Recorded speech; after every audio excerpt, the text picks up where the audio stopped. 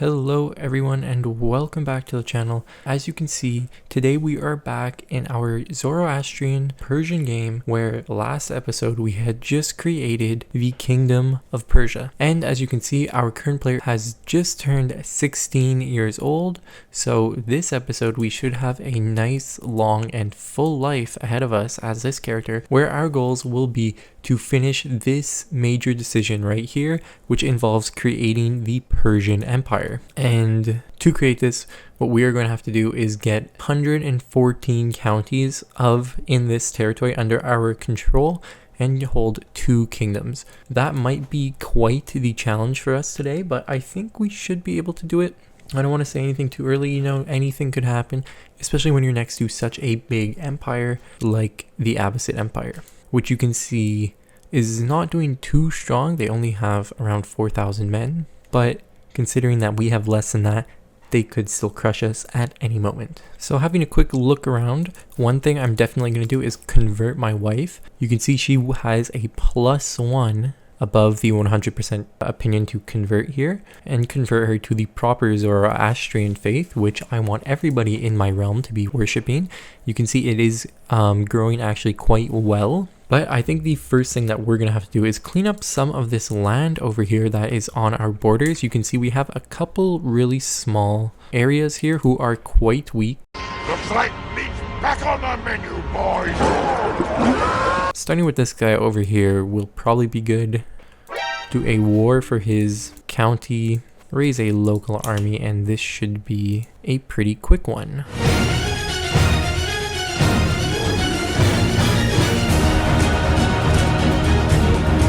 And as easy as that, we are finished with the war. I am just noticing that we are in another war here, but I'm pretty sure it's an allies war, so I don't really care about it. They ask you how you are, you just have to say that you're fine when you're not really fine. You'll see that even though we are 1 domain above our holding limit, which means that we're going to get a 20% negative penalty to our men and taxes, we are still making 10 gold per month here, which is a pretty solid amount, especially this early into the game. You can see we built up a good amount of money here, so I'm going to go ahead and make another farms and fields in one of my counties where I can do that.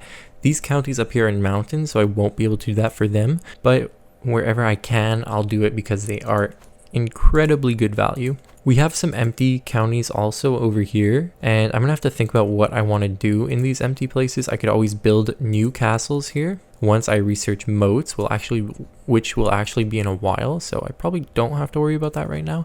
And I have to always remember that I have a secondary castle down here that we gave away last episode that I can always recall if we get our domain limit up to 8 of 7. I may have just hatched a evil idea over here, and I was looking at the religion screen and noticed that we have 2 holy sites for our religion that are in the territory of this kingdom to our right here. And if we look at this guy here, he isn't too strong on his own, but the problem is he has some allies who are actually quite strong.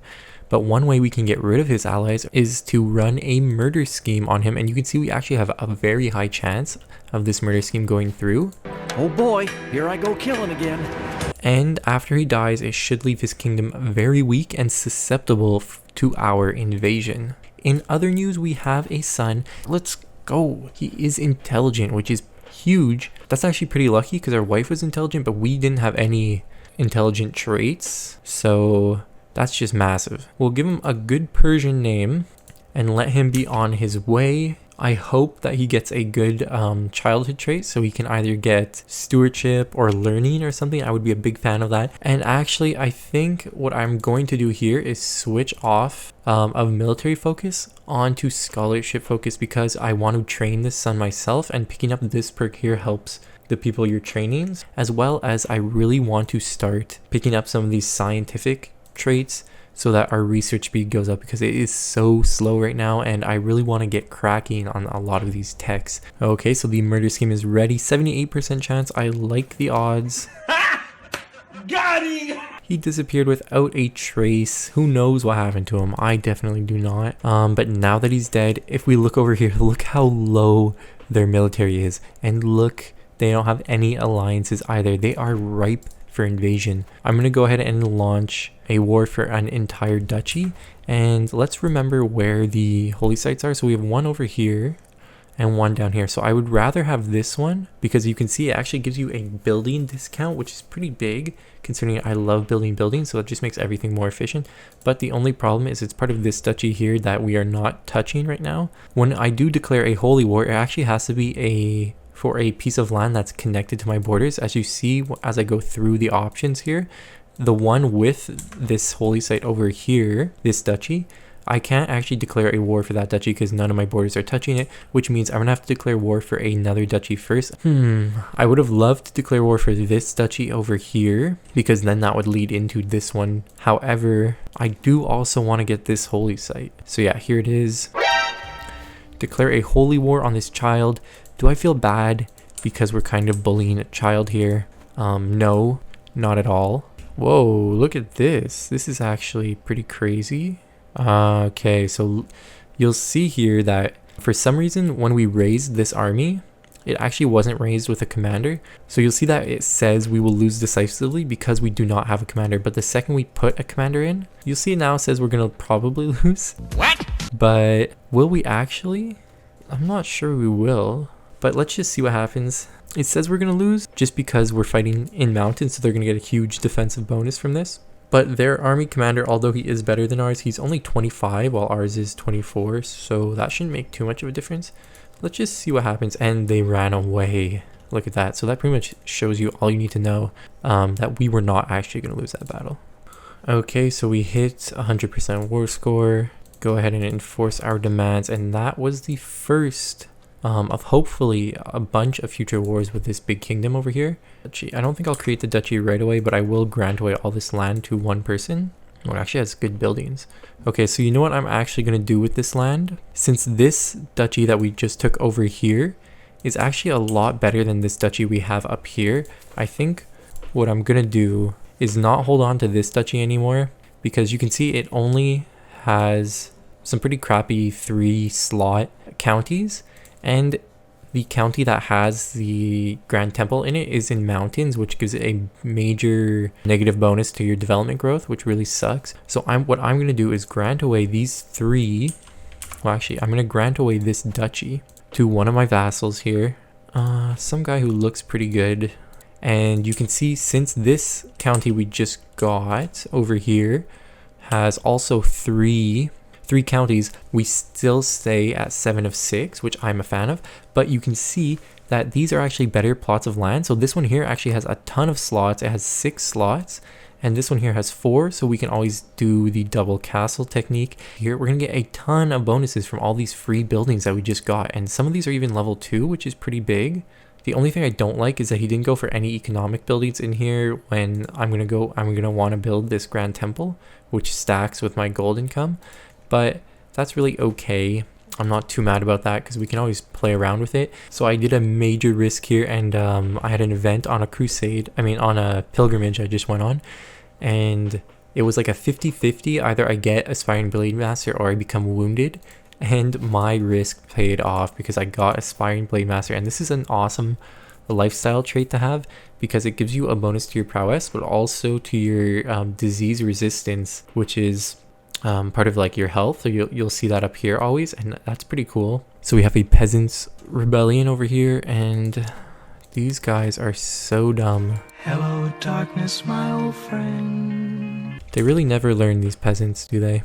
And they're dead. And like I talked about last episode, I'm going to at least check the leader of the peasant rebellion, and he only has 7 prowess, so he's not really worth it. So one thing I forgot is when you become a kingdom, you actually increase your slots here of men-at-arms. So I have room for a new group of men-at-arms, and I think I will go for the camels. They are the same price as horses. They are a little bit weaker than horses in terms of pursuit and screen, but you can see they are cheaper actually with the maintenance price. So they're pretty good value. And the other difference is they have these bonuses here to floodplains, oasis, and desert. And you can see we have a lot of desert, especially over here to the east where we're going to be conquering next. So I think it could be a good use to get these camels. The one thing that's going to suck is if we fight in mountains, you can see they have a big negative to their damage. So we'll have to try to keep them out of the mountains, but I know it's something that I always say and then kind of never remember to do when I'm actually at war. Now that we have 200 of these camel riders, which count as light cavalry, which you can see, I'm going to go ahead and start to build these camelry buildings anywhere in all of my holdings that I can. And the first one I'm going to build is in our capital, and you can see these buildings are actually really cool. They can only be built in deserts or desert mountains, I'm pretty sure, type of terrain. But what they give you is actually a bonus to your knights. So you can see tier 1 and 2 give you +1 knight, and then when you go to tier 3 you can actually have +2.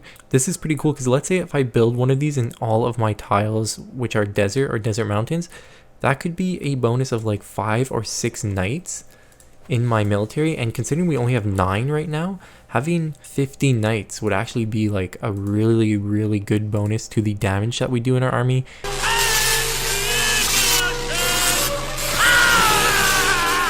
Because knights have a huge, they just do a ton of damage. Like if we look over here at this screen, you can see that each point of prowess that a knight has gives them 100 damage. So this guy here has 2,200 damage.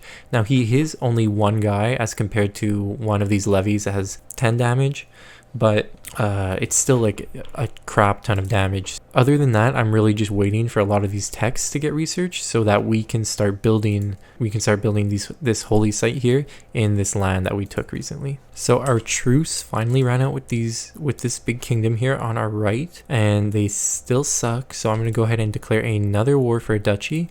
But this time I can declare a war for this huge duchy here, and I think the next one I can go and grab this other duchy where the third holy site is.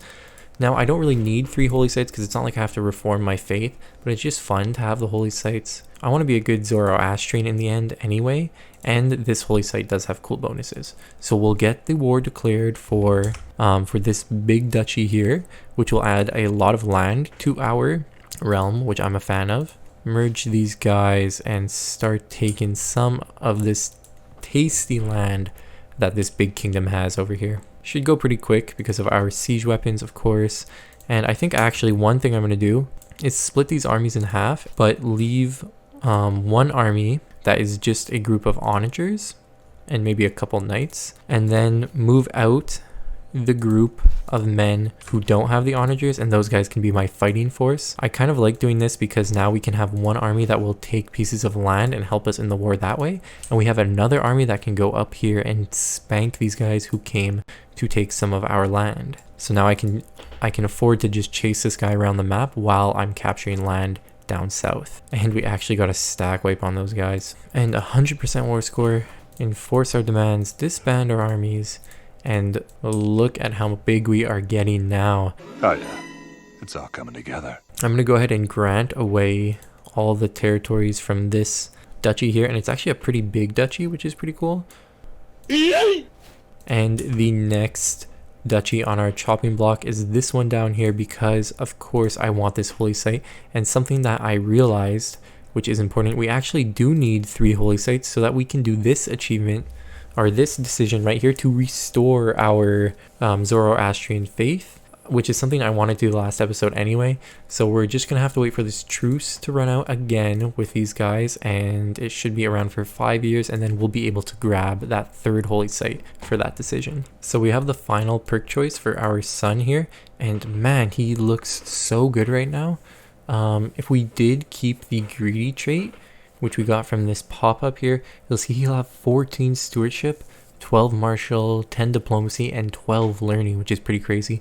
Or something else we can do is switch it for gregarious, which instead of subtracting 2 diplomacy, it adds 2. Gives us an attraction bonus and some scheme power, which is pretty cool. But I think I'll go just with gregarious, because I find that's a cool balance of perks here. He's going to be like a social justice warrior.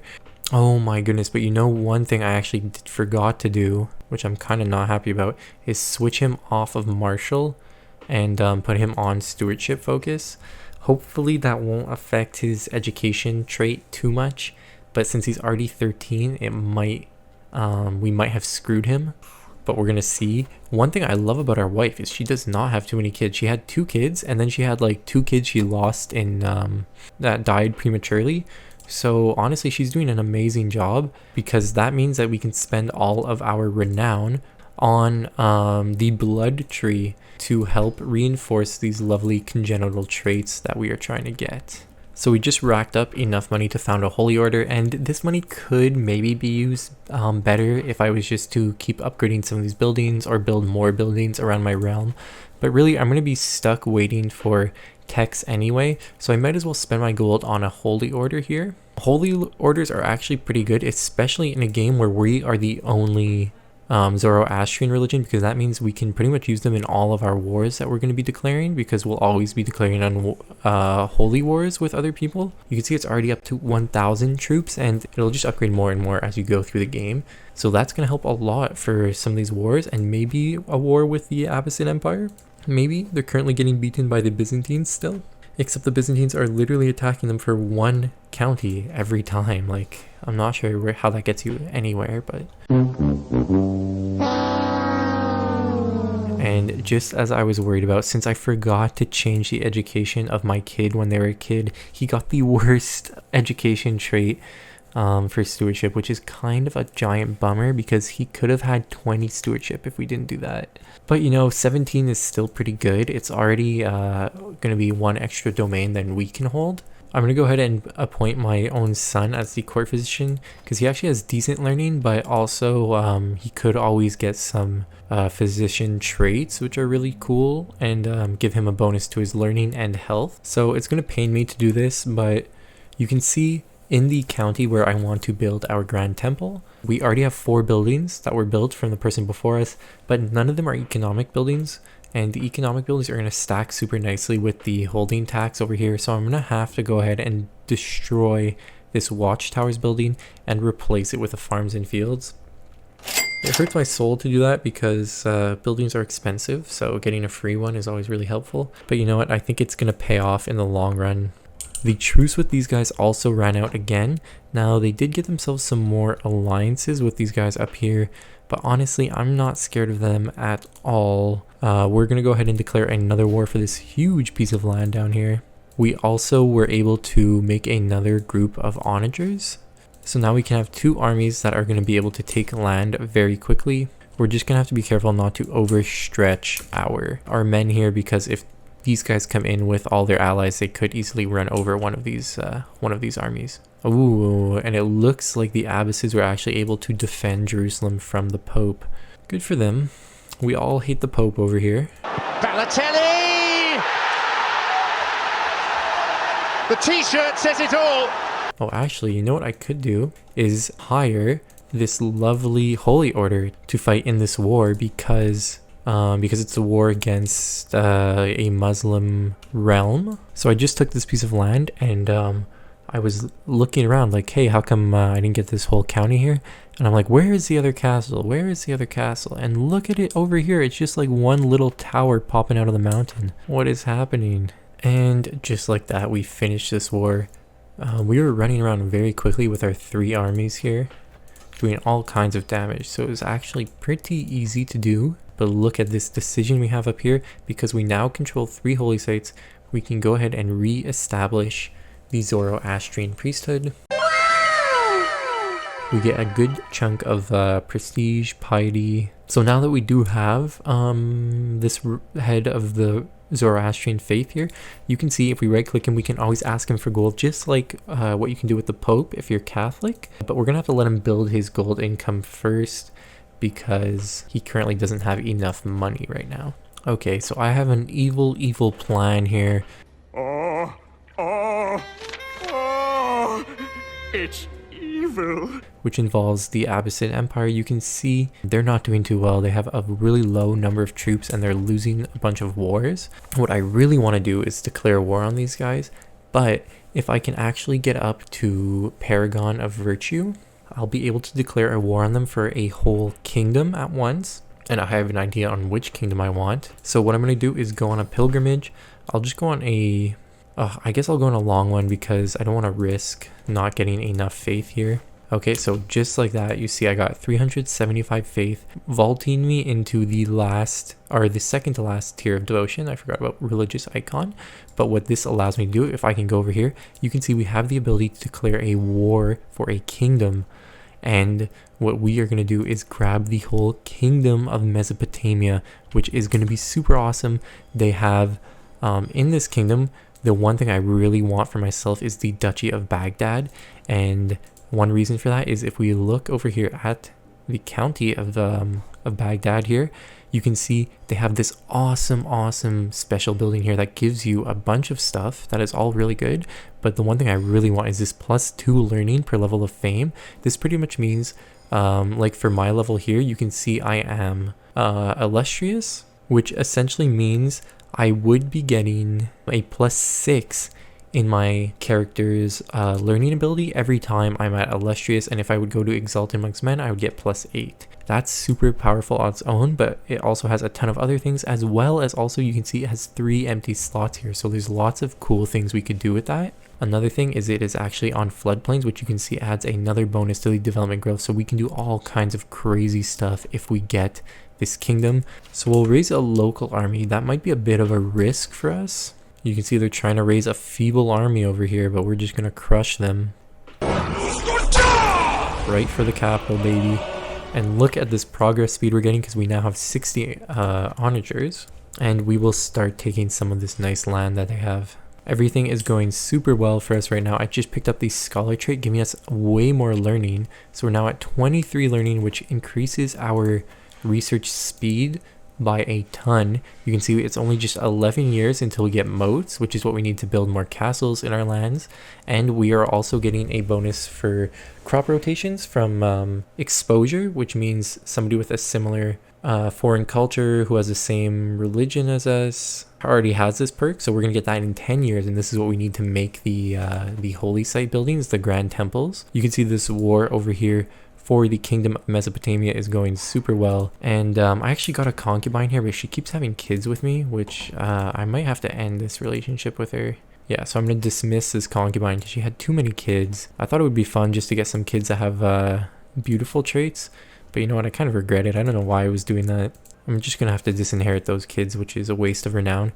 My disappointment is immeasurable, and my day is ruined.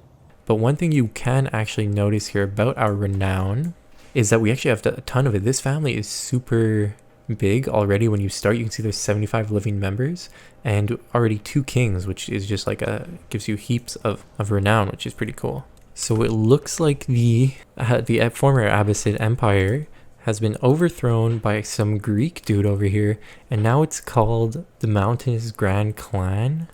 What is happening? Greek Arabia? This is a very strange world we're living in. I'm not sure if I had a part to play in that, but I've definitely not seen this one before. Okay, so we're at 99%. So close to winning this war for this whole big kingdom. Okay, there we go. So we finally hit 100% war score, and look at all this land we're gonna get. Disband all our armies here, and we have, oh my god, look at this. This is what I'm talking about when this land here is so developed, because look how many castles there are in this area. Oh my goodness, I went from 8 to 26 domains just from taking Mesopotamia. But like we said before this war started, we only care about this duchy right here, which is Baghdad, because of this crazy county right over here. So what I'm going to do is create the Duchy of Baghdad, and I'm going to hold it myself. So like I said before in this video, I normally grant away along duchy lines, but some of these duchies are going to be really strong. Do I care? That's the question. Can I be asked to actually give out each one of these alone? And the answer to that is no. So I'm just going to grant away these duchies one at a time.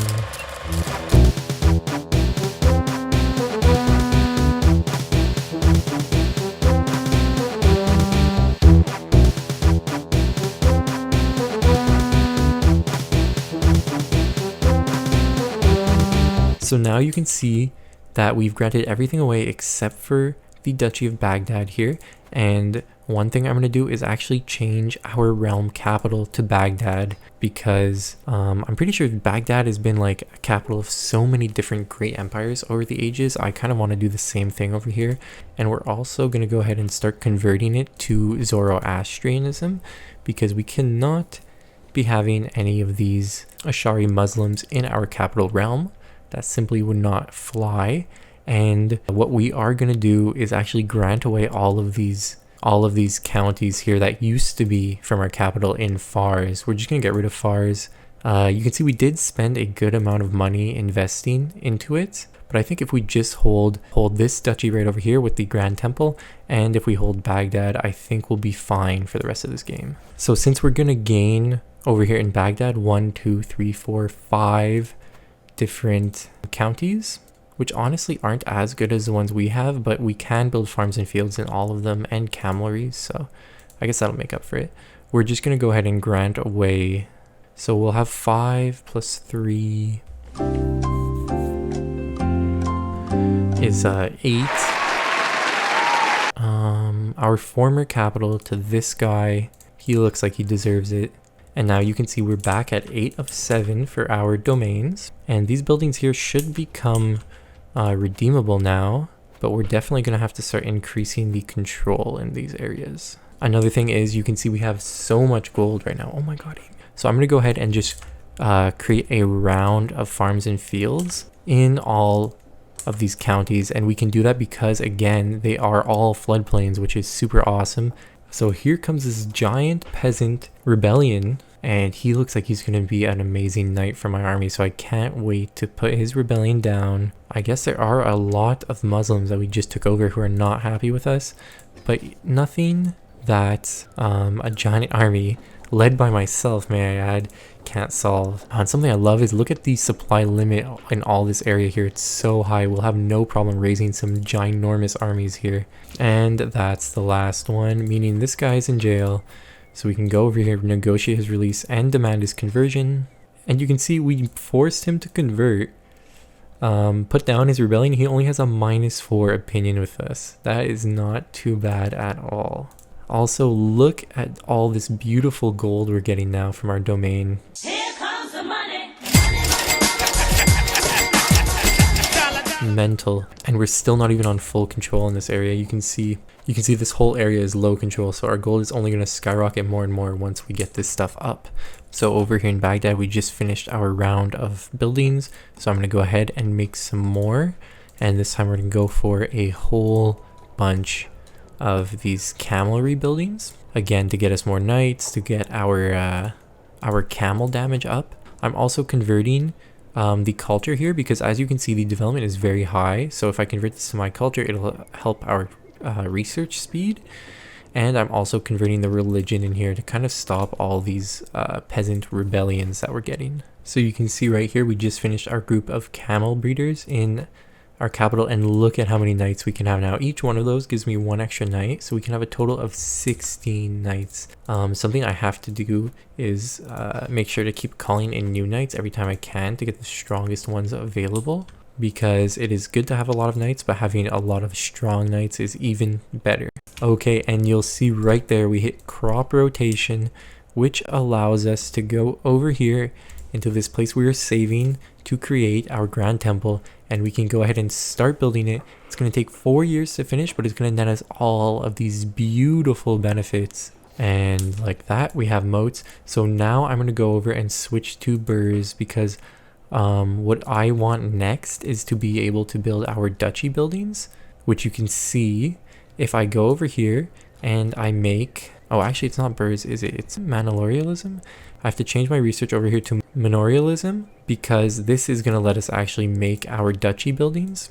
And since we're going to be getting a bonus of the holding taxes in these areas, I think what I'm going to go for is the royal reserves in both of them, because it's going to give me a flat out tax here that's going to get multiplied by the holding bonus. Okay, so I had to look through what were some of my notifications here, and look at this. We finally are able to start asking our head of faith for gold, and this is actually super awesome because it's going to give us another steady gold income in the game. And you can see it only costs us 250 piety. Our counties down here are looking super good, especially our capital, which we are getting a ton of gold from because of this wonder building we have here.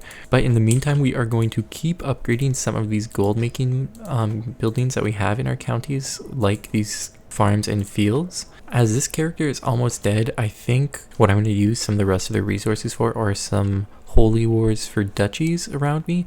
Again, we are trying to get 114 counties as fast as we can, so taking opportunities like this one to declare a holy war for this big duchy right here are definitely going to help us get to that number as fast as possible. So I was wondering why my gold just jumped up, and if you would look right over here, it's because we finished building our grand temple. So let's just go take a look at this county now. You can see we're making 4 gold over here in this one county because of this grand temple, and we built this farms and fields building over here because it's going to help stack with this percentage here. And I'm actually going to go ahead and upgrade this just to further help with that stacking. And we have a lot of prestige right now, so I think what I'm going to do is declare a invasion of kingdom war over here. It's going to cost 2,000 prestige, but it actually gets us a ton of land, and all of this land is in the Persian Empire's borders, so that's going to help us for creating the Persian Empire. So I'm going to go ahead and do that before our character dies over here. It should be a pretty easy war. I think they have some alliances, but really it's nothing compared to us. And you can see we split our armies over here into 3 armies. We have one army here, which is a fighting army. We have another army up here that has onagers, and then another army down here, which also has onagers.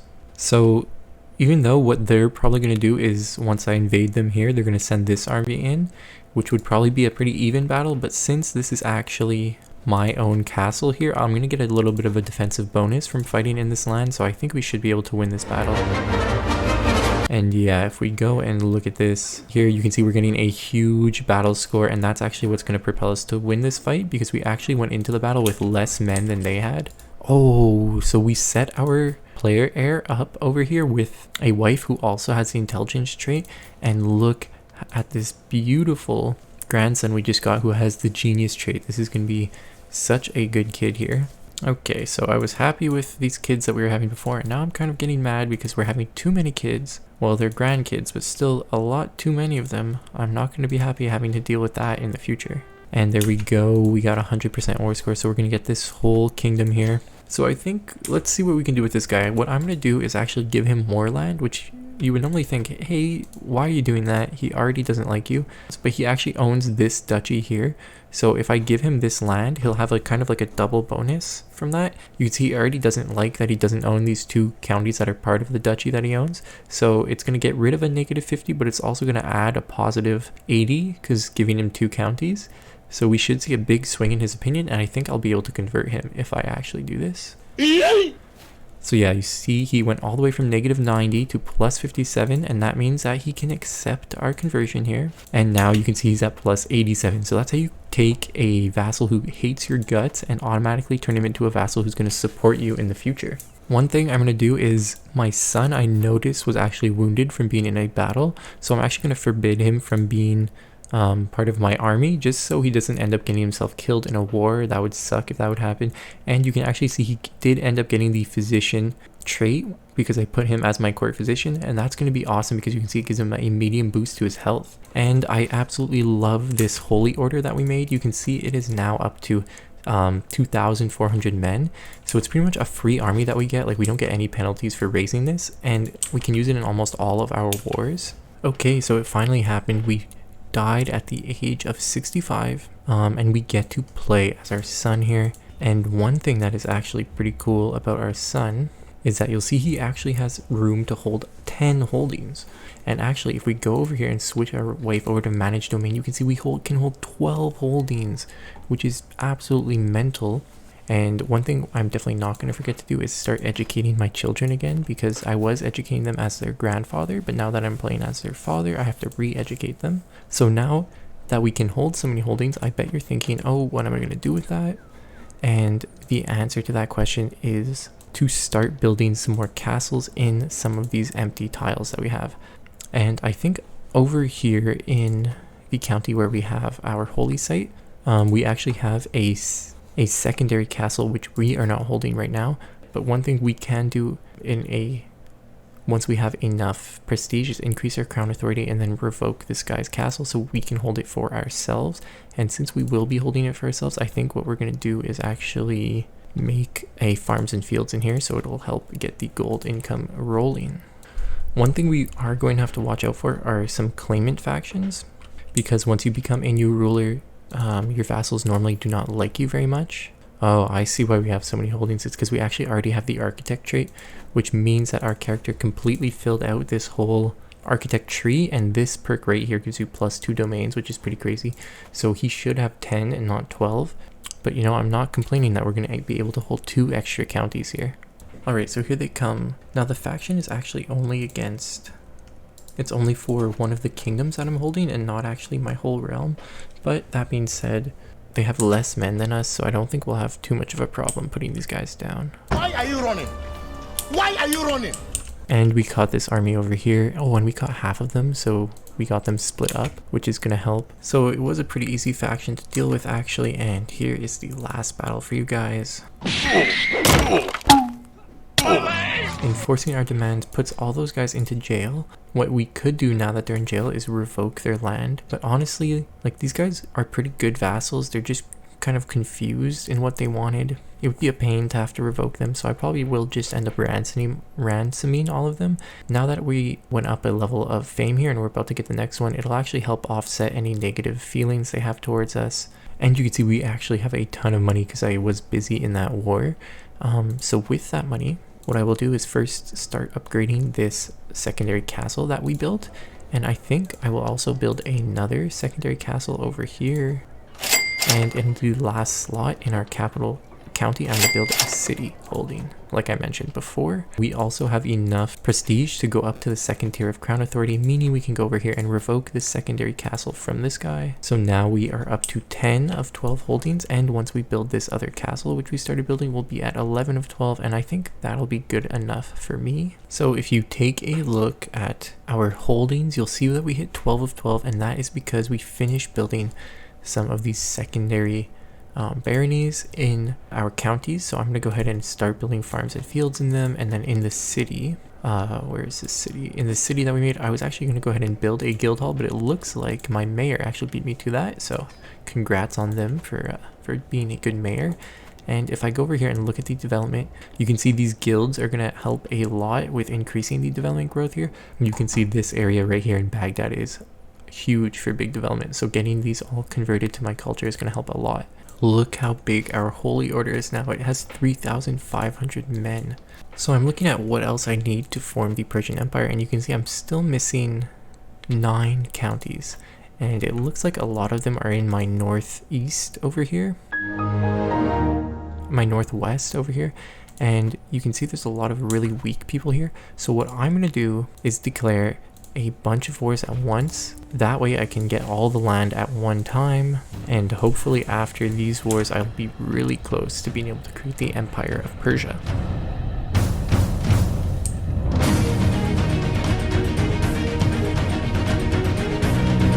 Okay, that's one war already done.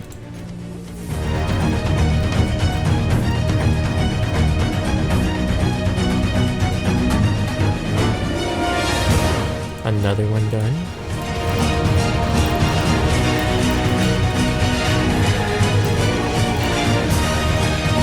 Third one.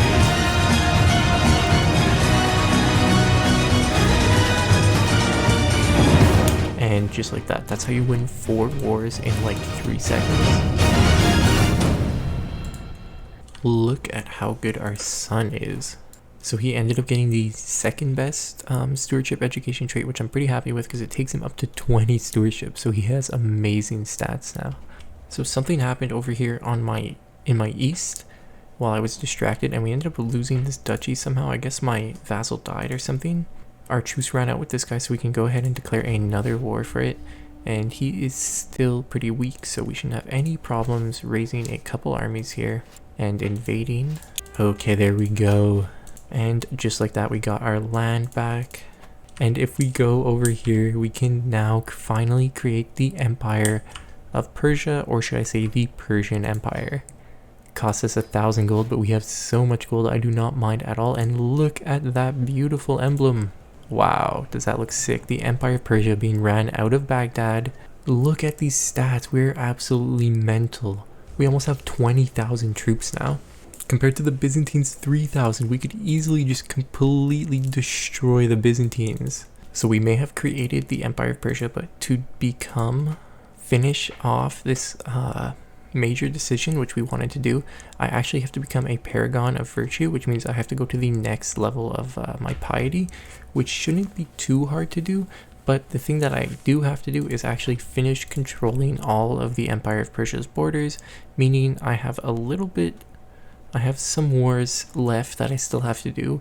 One of them actually will be with these large guys up here, and they're actually having a crazy game right now. If we take a look at their stats, they have 13,000 troops, so they're like almost big enough to rival us. But I think honestly I might just have to end the episode here today. We accomplished a lot by creating the Empire of Persia, and let me know if you guys wanted to see one more episode where we will finish this major decision, which will involve us attacking this major nomadic tribal empire to our north here. I'll let you guys go for now. I hope you enjoyed this episode. Let me know if you want to see another one, and I'll see you in the next one. Bye-bye.